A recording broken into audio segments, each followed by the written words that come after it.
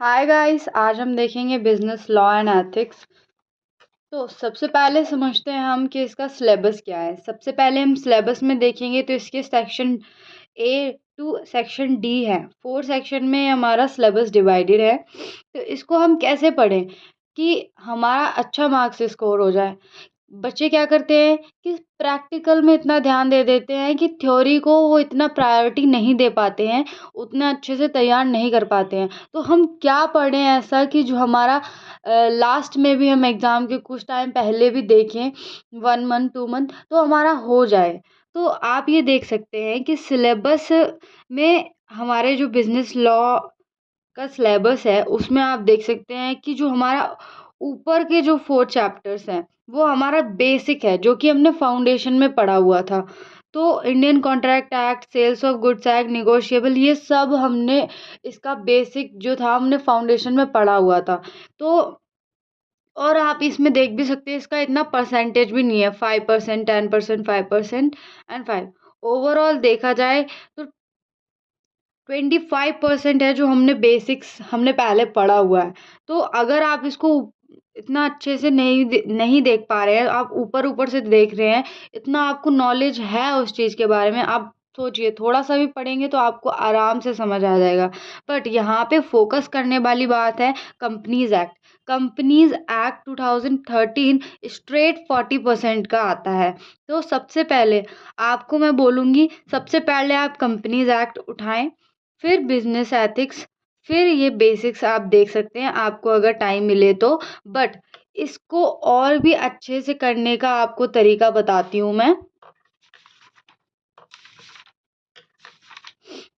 देखिए देखिए, जैसे कि जब मेरा एग्ज़ाम था, तो मैंने क्या किया था, जब भी मैं जो भी चैप्टर पढ़ती थी, तो उसके जो क्वेश्चंस होते हैं, जो भी क्वेश्चंस मुझे लगते थे कि ये इम्पोर्टेंट है, आ सकते हैं, या फिर मैं जो भी थ्योरी पढ़ती थी, उससे मुझे लगता था कि हाँ, यहाँ पे क्वेश्चन पुट अप हो सकता है।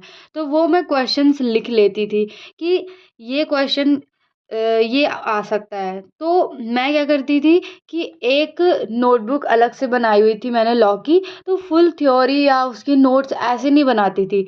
सिर्फ़ मैं क्वेश्चन बना के पहले से जब रीड करती थी तो क्वेश्चन बना लेती थी। फिर उसके बाद क्या करती थी, वो नोटबुक में क्वेश्चन और उसका आंसर मैं लिखती थी। फिर उसके बाद जब मेरा एग्ज़ाम का लास्ट टाइम होता था ना, तो जो लास्ट टाइम में हम पढ़े तो पूरा तो नहीं पढ़ सकते ना, कि हम पूरी बुक लेके बैठ जाओ, पूरी बुक पढ़ लें, तो ऐसा तो नहीं हो सकता। तो मैंने क्या किया था कि क्वेश्चंस मैंने लिख लिए थे, उसके आंसर मैंने लिखे थे, जिससे मेरा क्या हुआ, एट लास्ट मेरा टाइम सेव हो गया। मैं सिर्फ़ ये क्वेश्चंस पढ़े और मेरा पेपर बहुत अच्छे से हो गया। इसमें मेरी एग्ज़ाम्शन भी आई हुई थी। तो आप देख सकते हैं ये, जैसे कि निगोशिएबल इंस्ट्रूमेंट एक्ट एक्ट का आपको बताती हूँ। जब मैंने इसकी थ्योरी पढ़ी तो इसमें मुझे लगा कि ये क्वेश्चन इम्पोर्टेंट है। Holder versus holder in due course आ सकता है, टाइप्स ऑफ इंस्ट्रूमेंट पूछ सकते हैं, निगोशिएशन वर्सेस असाइनमेंट। ये जबकि ये जो क्वेश्चंस है आपने देखे होंगे प्रीवियस ईयर क्वेश्चंस हैं, वो आए हुए हैं, इनमें से ही प्रीवियस ईयर क्वेश्चंस थे। तो मैंने जब स्कैनर देखी, हमारी प्रीवियस ईयर के क्वेश्चन देखे, तो ऐसे ही क्वेश्चन थे। फिर मैंने क्या किया, जो मैंने पढ़ लिया था उसमें से क्वेश्चन देखे, वो तो देखे ही, बट फिर मैंने क्या किया, स्कैनर्स के जो भी प्रीवियस ईयर के क्वेश्चन थे वो भी कर लिए। और रही बात एमसीक्यू की, तो वो तो आपको पता ही है कि कितना इम्पोर्टेंट है। तो उसके लिए सीएमए इंस्टीट्यूट ने बुकलेट भी निकाली हुई है, तो आप उस बुकलेट से पढ़ सकते हैं। बुक की जो मॉड्यूल के क्वेश्चन है वो एमसीक्यू कर लें। और जो भी आपको लगता है कि इम्पोर्टेंट है थ्योरी में, आपका एमसीक्यू इससे बन सकता है, तो आप उसको मार्क करके रखें। पूरी बुक को मार्क नहीं करना है। बच्चे क्या करते हैं, पूरी बुक को मार्क कर लेते हैं, फिर एट लास्ट उनको समझ ही नहीं आता। तो हमेशा कोड वर्ड जो भी मिले आपको, जो भी लगता है कि हाँ इम्पोर्टेंट है, सिर्फ उसको मार्क करना है, ताकि आप एट लास्ट कंफ्यूज ना हो।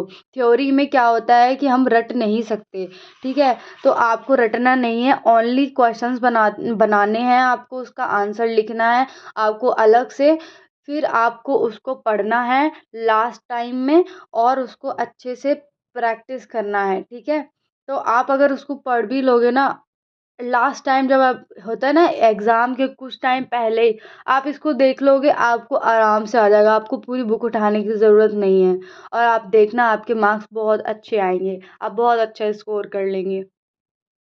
Thank you.